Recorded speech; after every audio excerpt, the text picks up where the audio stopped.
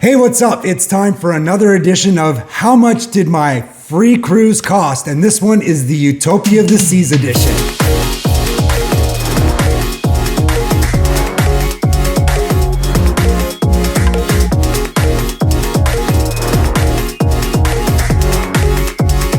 Hey, what's up? My name is Chris Fantini, and this channel is all about me helping you navigate casino comps on the biggest cruise lines at sea.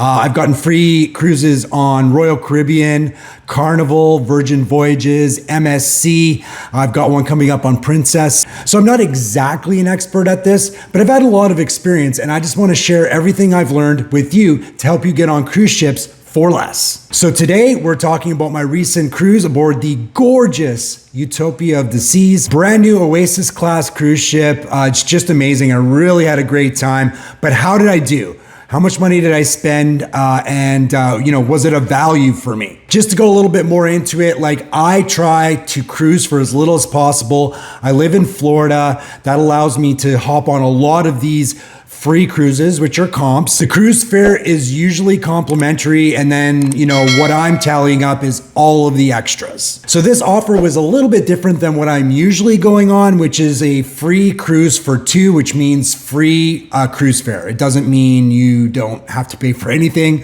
Of course, there's a lot you have to pay for. This offer from Utopia was a buy one, get one offer. So one person pays the regular fare, their guest gets on for free. I generally don't take these offers because I get so many fare comped offers that I can't really justify paying anything for the fare. However, my best cruise buddy, Jessalyn, is a travel agent, and she's been dying to get on Utopia of the Seas. And she said, hey, let's use this offer.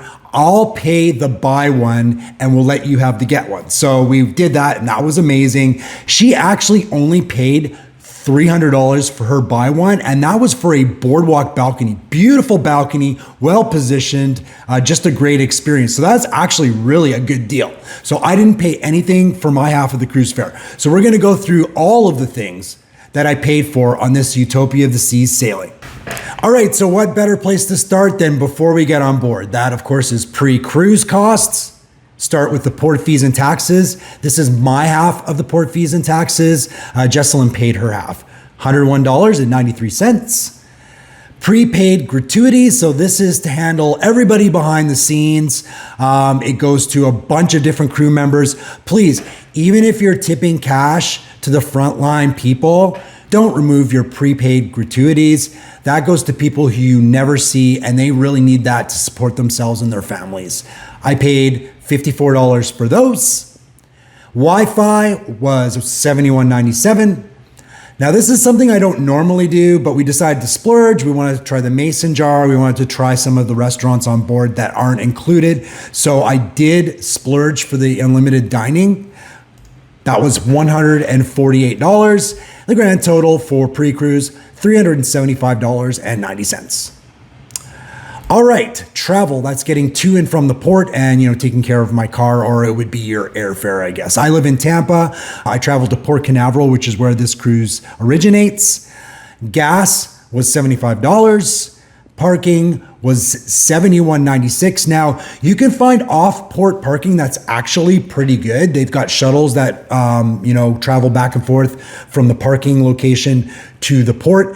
The reason I go for the on-location parking is because I like covered parking. I'm a little bit of a prissy when it comes to my car. So yeah, I just like the extra added security and benefit. So I paid full price, which was $71.96.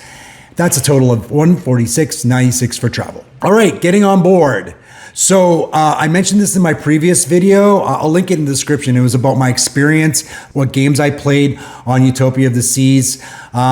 I got a $300 onboard credit. I got the Royal Caribbean Bank of America credit card. If you spend a certain amount within the first 3 months, you get a $300 onboard credit. You can also put it towards cruise fare if you want. So I applied the onboard credit to this cruise of $300. This I'm a little bit embarrassed about. My gambling was $800. Way more than I generally spend. I usually don't spend more than about $100 a day, and this was a 3-night cruise, so I went way over. I was only planning on spending my onboard credit for gambling, but things went off the rails. Of course, you can also see that in the Utopia cruise of what happened. My folio balance, so this is incidentals. This is like coffee or other things. Like sometimes I did a couple tips on my chit when I used my diamond drinks. That was $54. And then cash tips. So a lot of the cruise crew love it when you tip with $2 bills. So if your bank has those, I highly recommend grabbing a stack of those because they really do enjoy them. I spent about $100 in cash tips. So grand total on board, $654. The grand total. So pre-cruise, I spent $365.90. Travel, $146.96. And on board, I spent $654 for a grand total of $1,100.86. Oh my God. That is not good. I have to say, I'm a little bit embarrassed. This is a really good lesson of kind of what not to do if you're trying to go on a lot of comped cruises, because even though, you know, I say free cruises, a lot of people say free cruises, even though the fare is comped, that doesn't mean all of the other stuff can pile up. And I'm usually really, really disciplined. I don't pay for specialty dining. I don't pay for excursions. I don't usually gamble a lot. I don't chase pots. I don't go totally overboard. But I think for me, because I had the $300 onboard credit, I kept telling myself, oh, it's okay. I had the onboard credit, and I just totally let it get away from myself. So $800 spent at the casino for a 3-night cruise, that's too much. That's not really doing too much for you. You know, if you want to spend a lot and get an instant certificate, sure. I don't usually get instant certificates because I gamble less. I'm going for Theo. So that's time spent in the casino and what they expect you to lose based on that time spent in the casino. That's going to generate those email offers, which is a lot of, you know, fare comps for you. That's what I mostly cruise on. Anyway, it's lesson learned. I had a really great time. No regrets. I'm going to be on Grandeur of the Seas here in 2 short weeks.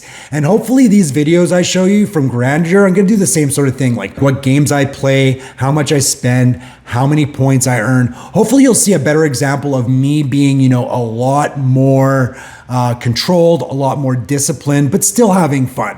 And hey, if there's another positive of this Utopia of the Seas sailing, I did earn 700 points and I got much closer to Prime for 2025.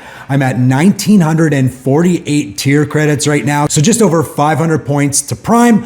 Like I said, I've got Grandeur. It's a 4-night coming up in 2 weeks. And then I've got my 7-night Wonder of the Seas in December. Between those 11 nights, it's going to be super easy. I only have to earn about 50 points a night, and I'm generally going to do more than that. So I'm really excited for that. Hopefully you'll like and subscribe and click the notification bell so you can know when my next video comes out. As always, I really appreciate you watching.